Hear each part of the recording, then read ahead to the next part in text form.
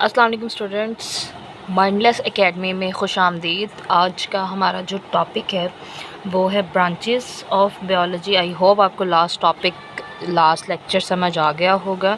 अगर नहीं समझ आया फिर भी कोई क्वेरी है तो आप मुझे कमेंट करके बता सकते हैं। ओके, चलें स्टार्ट करते हैं बिस्मिल्लाह के नाम से। ठीक है, आज का हमारा जो टॉपिक है वो है ब्रांचेस ऑफ बायोलॉजी। ठीक है, ये बहुत अहम टॉपिक है, अक्सर ही लॉन्ग क्वेश्चन में आ जाता है। ये वेरी वेरी इंपॉर्टेंट है। ठीक है, मैं आपको साथ साथ बताती जाऊंगी कौन सी चीज़ ज़्यादा अहम है पेपर के लिहाज से, बोर्ड के लिहाज से। ठीक है, सबसे पहला जो हमारे पास पहली ब्रांच है मॉर्फोलॉजी। ठीक है,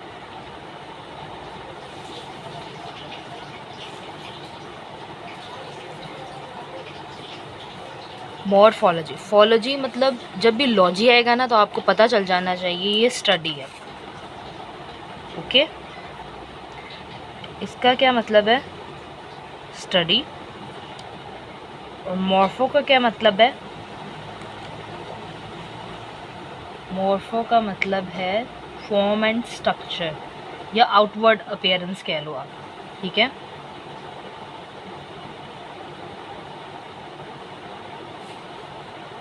स्ट्रक्चर ऑफ ऑर्गेनिज्म। मॉर्फोलॉजी कहते हैं किसे?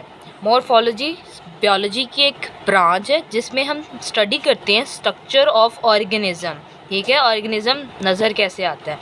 लास्ट पे भी मैंने एग्जांपल दी थी आपको कि ये जो है, अगर मैं कहूँ कि इसका स्ट्रक्चर कैसा है मार्कर का, तो आप मुझे कहेंगे कि ये रोड लाइक है। ठीक है, स्टिक लाइक स्ट्रक्चर है। बिल्कुल ऐसे ही हमने मॉर्फोलॉजी में क्या स्टडी करना होता है? स्ट्रक्चर स्टडी करना होता है। किसका? ऑर्गेनिज्म का। और एक और बात, इसमें जो हम स्टडी करते हैं वो आउटवर्ड अपीयरेंस होती है। ठीक है, अब आउटवर्ड अपीयरेंस क्या मतलब है वो मैं अभी आपको बताती हूँ कि आउटवर्ड अपीयरेंस क्या होती है। आउटवर्ड अपीयरेंस में आपकी शेप आ जाती है। ठीक है, उसके अलावा कलर आ जाता है और पैटर्न आ जाता है। ठीक है, अगर मैं इसकी बात करूं तो इसमें मैं बताऊंगी कि जो है आउटवर्ड अपीयरेंस में क्या आ जाएगा। इसका कलर कैसे है? ठीक है, ये ब्लू और वाइट कलर से मिलके बना है। ठीक है, और फिर ना इसका पैटर्न कैसा है, ये कैसे मिलके रॉड लाइक पैटर्न है इसका। ठीक है, ये हो गया, बस इसमें यही है। ठीक है, इसमें हम इंटरनल स्ट्रक्चर को स्टडी करते हैं। इंटरनल स्ट्रक्चर भी आ जाता है। इंटरनल स्ट्रक्चर जैसे हम ह्यूमन के अंदर हमारे पास ऑर्गन आ जाते हैं। हार्ट हो गया, ठीक है, हार्ट के अलावा लंग्स हो गए, हमारी किडनी हो गई, स्टमक हो गया, ये सारे इसमें हम उसको भी स्टडी करते हैं। ठीक है, साथ में हम किसको स्टडी करते हैं? इंटरनल स्ट्रक्चर को। इंटरनल स्ट्रक्चर को भी स्टडी करते हैं। ओके, नेक्स्ट हमारी कौन सी है? एनाटमी।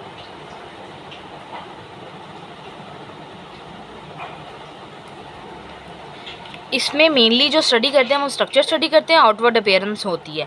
ठीक है, इसके साथ साथ हम इंटरनल स्ट्रक्चर भी स्टडी करते हैं। अब जब एनाटमी की बात आएगी तो इसमें क्या है कि इसमें हम ओनली इंटरनल स्ट्रक्चर को स्टडी करते हैं, इंटरनल फिजिकल स्ट्रक्चर। इसमें क्या चीज़ को हम स्टडी कर रहे होते हैं?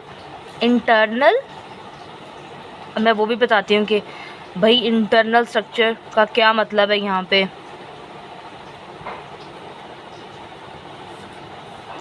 किसके? ऑर्गेनिज्म के।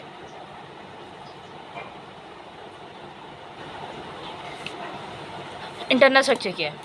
ये मार्कर है। ठीक है, इसको मैंने खोल दिया, अंदर से ये ऐसा है। ठीक है, इसको भी अगर मैं खोल देती हूँ तो अंदर से जो चीज़ों को हमने स्टडी करना है, ये अंदर से देखना है, वो हमारे पास क्या होगा? इंटरनल स्ट्रक्चर होगा। और वो हम किस में स्टडी करेंगे? एनाटमी में। जैसे कि हमारे पास जो है यहाँ पे मैं ना किडनी बना देती हूँ।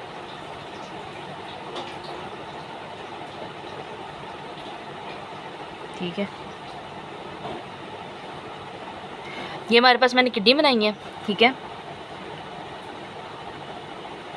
किडनी में क्या है कि ये जो बाहर वाली अपीयरेंस है, उसका कलर, उसकी शेप, उसका पैटर्न, वो किन चीज़ों से मिलके बना है, ठीक है, मतलब किस तरह मिलके बना है, वो जो उसका जो है कह लें हम स्टाइल नज़र आ रहा है हमें, वो मॉर्फोलॉजी में पढ़ा जाएगा हम, ठीक है, वो हम मॉर्फोलॉजी में पढ़ेंगे। लेकिन अगर मैं इसके अंदर घुस जाती हूँ तो यहाँ पर एक पिरामिड्स होते हैं, ठीक है, रेनल पिरामिड्स कहते हैं इन्हें, मतलब मैं ज़्यादा गहराई में चली गई हूँ।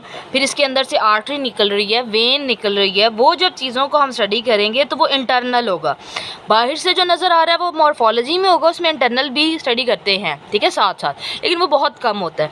लेकिन आउटवर्ड अपीयरेंस जब भी होगी वो मॉर्फोलॉजी होगा, और जब भी इंटरनल फिजिकल स्ट्रक्चर होगा, इंटरनल मतलब हमने घुस के उसके अंदर जाके डीपली उसे स्टडी करना है, तो वो हमारे पास एनाटमी होगी, ठीक है।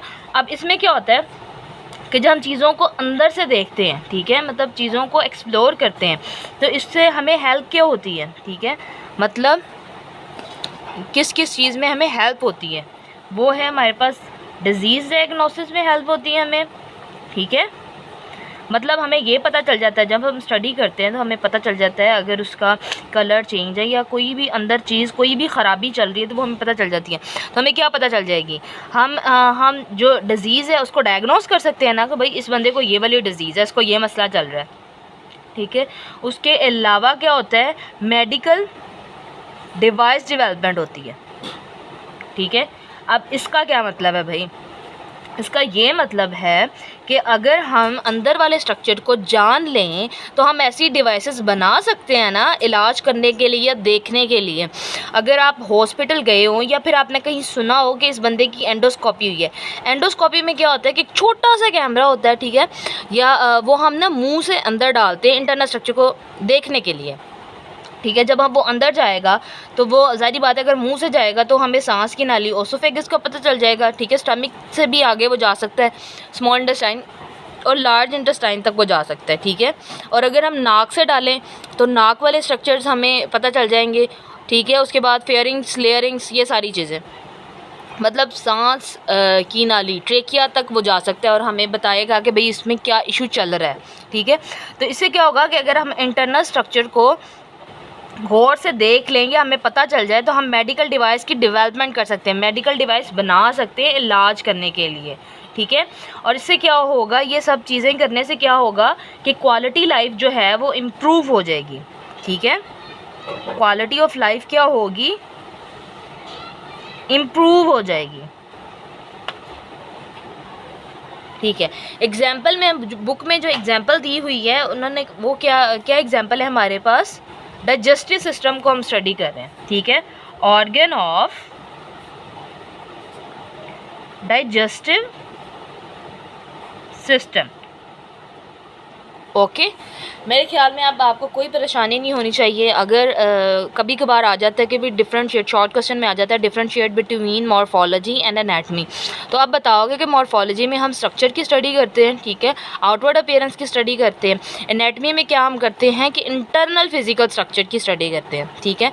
और इसमें क्या होता है कि इसमें ये हमें हेल्प करता है डिज़ीज़ को डायग्नोस करने में, ठीक है, मेडिकल डिवाइस को बनाने में, उसके अलावा और हमें क्या हेल्प मिलती है कि क्वालिटी ऑफ लाइफ इंप्रूव हो जाती है। इसका क्या मतलब है कि अगर हमें डिज़ीज़ डायग्नोस हो गई कि इस बंदे को ये डिज़ीज़ है, तो हम मेडिसिन दे के उस डिज़ीज़ का इलाज कर सकते हैं और वो बंदा अपनी ज़िंदगी को इम्प्रूव कर सकता है, अपने मसाइल को हल करके, ठीक है, अपनी हेल्थ को ठीक करके, तो उसकी लाइफ, क्वालिटी लाइफ क्या हो जाएगी, इम्प्रूव हो जाएगी, ओके।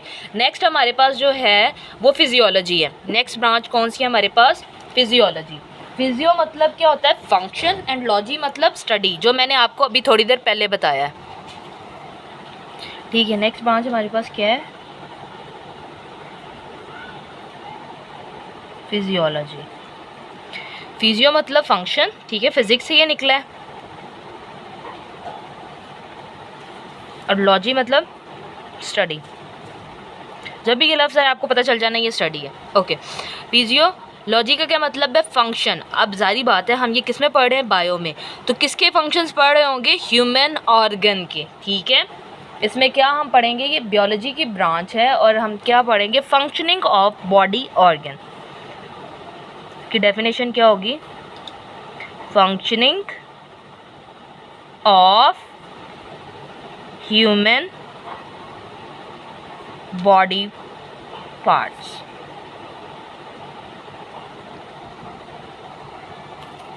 ये ज़्यादा इजी है, इतना मुश्किल नहीं है। अब एग्जाम्पल की तरफ आ जाते हैं, ठीक है। बस इसमें यही है कि हम फंक्शन पढ़ेंगे। अगर मैं बात करती हूँ ह्यूमन हार्ट की, तो इसमें जो ह्यूमन हार्ट है, दिल का क्या काम है? उसका काम है ब्लड को पंप करना और पूरी बॉडी में डिलीवर करना, ठीक है। अगर मैं लीवर की बात करूं तो उसका क्या काम है? उसके बहुत ज़्यादा फंक्शन है। उसमें एक मैं आपको बता देती हूँ। उसमें एक आप यही कह लो कि उसका काम है ब्लड को फ़िल्टर करना। वैसे तो ये किडनी का भी काम है, लेकिन इसका भी काम है।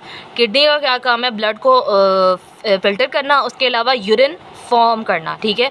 यूरिन फॉर्मेशन उसका काम है। और इसके अलावा बस ठीक है, इतना ही काफ़ी है, ठीक है। फिजियो का मतलब है फंक्शन को स्टडी करना। किसके फंक्शन को? ह्यूमन बॉडी पार्ट्स, ठीक है। अब एग्जांपल में हम सर्कुलेटरी सिस्टम लिख देते हैं, ठीक है। Circulatory system.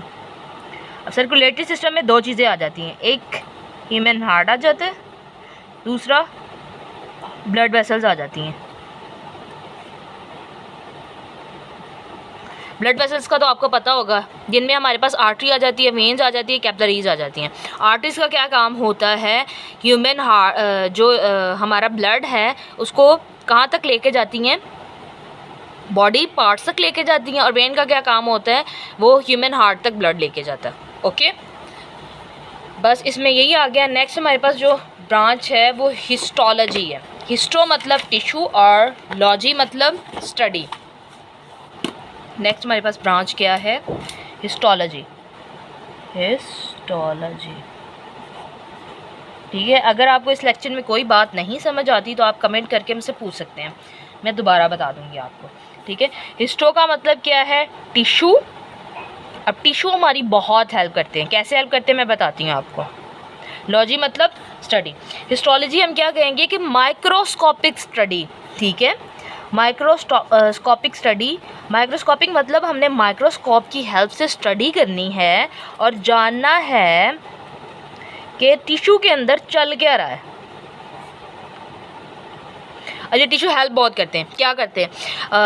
अगर आप हॉस्पिटल जाओ या आपने किसी से सुना होगा कि इस बंदे को ना वैसे तो ना ज़्यादातर होता है कैंसर में, ठीक है। कैंसर में क्या होता है कि बायोप्सी लेते हैं। बायोप्सी में क्या होता है कि जिस भी जगह का कोई भी मसला चल रहा हो, या लेट्स सपोज ब्रेस्ट कैंसर की बात कर ले। ब्रेस्ट कैंसर में क्या होता है कि वहाँ पे ना ये चेक करने के लिए इस बंदे को कैंसर है या इस बंदी को कैंसर है या नहीं, तो क्या करते हैं कि वहाँ की ना टिश्यूज़ कलेक्ट कर लेते हैं, ठीक है। टिश्यूज़ कलेक्ट करने के बाद क्या करते हैं? उन्हें लैब भिजवाते हैं, उसका टेस्ट करते हैं, तो उधर से हमें ये पता चल जाता है कि आइदर ये कैंसर है या नहीं है। कैंसर में होता क्या है? एबनॉर्मल फॉर्मेशन हो रही होती है सेल की। सेल अपने आप को खुद ब खुद ही डिवाइड कर रहा होता है। हालांकि नॉर्मल में क्या होता है कि एक सेल क्या बनाता है? अपने 2 डॉटर सेल्स बनाता है।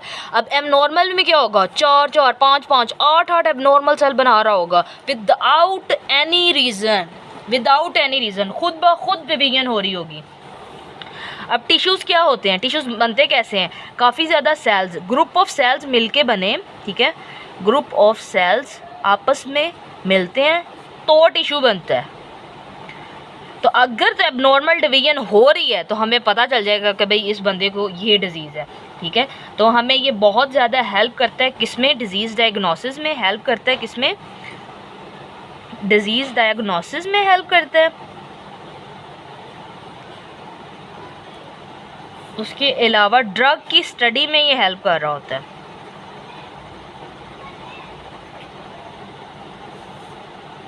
उसके अलावा हमें हेल्प करता है ये ऑर्गन के स्ट्रक्चर को अंडरस्टैंड करने में।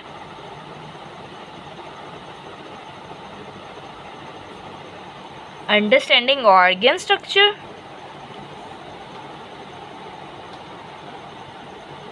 एंड फंक्शन,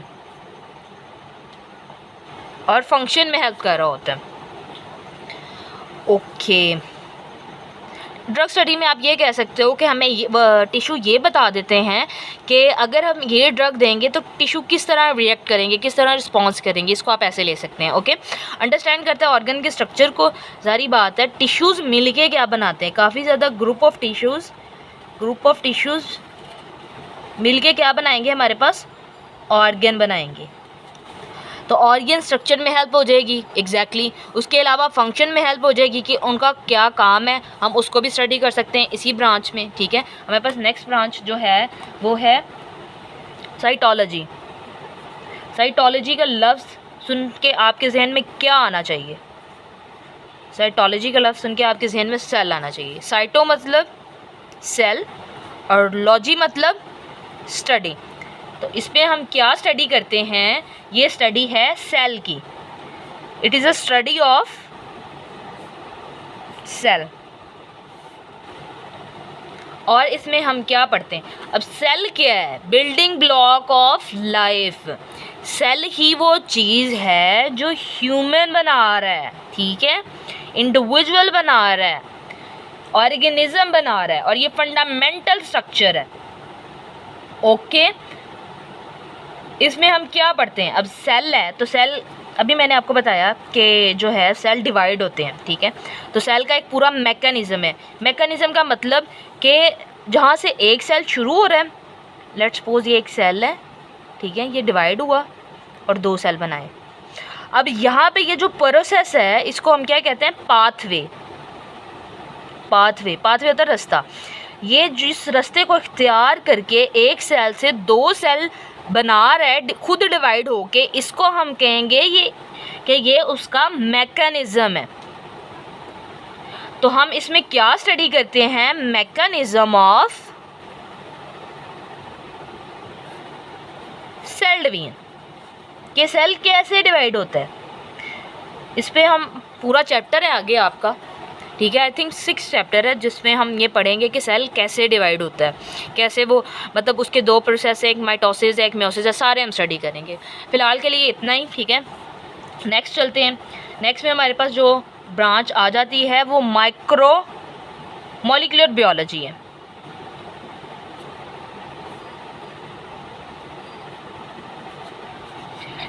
मॉलिक्यूलर बायोलॉजी के बाद हम बस करने वाले हैं, ठीक है, आप बोर ना हो जाओ। फिर मैं बाकी जो हाफ ये रहती हैं ना ब्रांचेस, वो नेक्स्ट लेक्चर में आपको डिलीवर कर दूँगी। ओके, मॉलिक्यूलर बायोलॉजी में क्या होता है? मॉलिक्यूलर बायोलॉजी सिंपल है कि उसमें क्या हम पढ़ेंगे? स्टडी ऑफ मॉलिक्यूल्स, ठीक है। बायोलॉजिकल मॉलिक्यूल्स, बायोलॉजिकल मॉलिक्यूल्स का क्या मतलब है? जो ह्यूमन बॉडी के अंदर पाए जाते हैं। भाई किसकी स्टडी है ये? Study of molecular biology, biological molecule, biological molecule. अब ये कौन से मॉलिक्यूल हैं भाई? आपने पढ़ा होगा शायद 6 में या 7 में कि 2 किस्म के मॉलिक्यूल्स हैं जो ह्यूमन बॉडी के अंदर पाए जाते हैं, एक मैक्रो मॉलिक्यूल्स, एक माइक्रो मॉलिक्यूल्स। नहीं पढ़ा तब भी हम ये पढ़ लेंगे, ये हमारा आगे आएगा ये टॉपिक, ठीक है। उसमें हम आई थिंक चैप्टर नंबर 8 है जिसमें हम ये पढ़ेंगे। उसमें सारा कुछ हम पढ़ेंगे, ह्यूमन स्ट्रक्चर्स भी आ जाएंगे, थोड़े बहुत ऑर्गन आ जाएंगे, ह्यूमन हार्ट आ जाएगा। चलो जब हम पढ़ेंगे तो फिर आपको पता चल जाएगा, ठीक है। फ़िलहाल के लिए बस आप ये समझ लो कि मॉलिक्यूलर बायोलॉजी में क्या होता है कि बायोलॉजिकल मॉलिक्यूल, बायोलॉजिकल मॉलिक्यूल का क्या मतलब है? जो ह्यूमन बॉडी के अंदर मॉलिक्यूल्स पाए जाते हैं वो हमने पढ़ने हैं। ओके, इसकी एग्जाम्पल मैं आपको इस तरह दूँगी, जैसे हमारे पास कार्बोहाइड्रेट्स है, ठीक है, कार्बोहाइड्रेट्स, उसके अलावा हमारे पास प्रोटीन्स आ जाती हैं, इसके अलावा लिपिड्स आ जाते हैं। देखो ये नाम सुना होगा आपने। वैसे तो जो कार्बोहाइड्रेट है वो चावल और रोटी में भी होते हैं, प्रोटीन्स जो हैं वो गोश्त में होती हैं, दालों में होती हैं, लिपिड्स का तो आपको मेरे से ज़्यादा पता है, ठीक है, घी वगैरह, ये जो चिकनाइयाँ वगैरह हैं, लेकिन ये ह्यूमन बॉडी के अंदर भी पाई जाती हैं। ओके, इसके अलावा हमारे पास न्यूक्लिक एसिड आ जाता है जो हमारे न्यूक्लियस के अंदर होता है, और न्यूक्लियस किस में होता है? सेल के अंदर होता है। वेरी गुड, जिनको ज़्यादा अच्छे से पता है। और ये क्या है? मोलॉजिकल, इसमें ये करते क्या हैं, ठीक है, ये हमारी हेल्प करते हैं हमें किसी भी लाइफ के प्रोसेस को समझने में, क्योंकि यही तमाम काम तो हो रहा होता है। न्यूक्लिक एसिड का तो मेनली है ना कि जितने भी हमारे फंडामेंटल लाइफ प्रोसेसेस हमारे अंदर चल रहे हैं वो उसमें ये इसका बहुत अहम रोल है, ठीक है। ये हेल्प करता है हमें ड्रग को डेवलप करने में कि हम कौन सी ड्रग देंगे तो कौन सा रिएक्ट आएगा बॉडी के ऊपर, बॉडी कैसे रिस्पॉन्स करेगी। इससे हमें अंदाज़ा हो जाता है कि ये वाली ड्रग ज़्यादा इफ़ेक्टिव है बॉडी के लिए, बॉडी के इस ऑर्गन के लिए। ओके, जैसे ह्यूमन हार्ट के लिए अलग होती हैं, लंग्स के लिए अलग होती हैं, किडनी का मसला हो जाए तो उसके लिए ड्रग अलग होती है। कैसे पता चलता है? हम उन पे एक्सपेरिमेंट कर रहे होते हैं, तभी तो हमें पता चलता है कि ये ड्रग इस बीमारी में ज़्यादा इफ़ेक्टिव है। ओके, बस आज के लिए इतना ही। अगर आपको मेरी किसी भी बात की समझ नहीं आई तो आप कमेंट करके मुझे बता सकते हैं। ओके, अगर आपको मेरा लेक्चर पसंद आया तो please like, subscribe and share. अपने बाकी बच्चों को भी जिन्हें मसला होता है बायोलॉजी को पढ़ने में, ठीक है, उन्हें मुश्किल पेश आती है, तो अपने फ्रेंड्स को भी बताएं कि भाई आप इधर से पढ़ें, ठीक है। अगर आपको पसंद आता है तो ज़्यादा से ज़्यादा लाइक, सब्सक्राइब एंड शेयर करें। Thank you so much. मिलते हैं नेक्स्ट लेक्चर।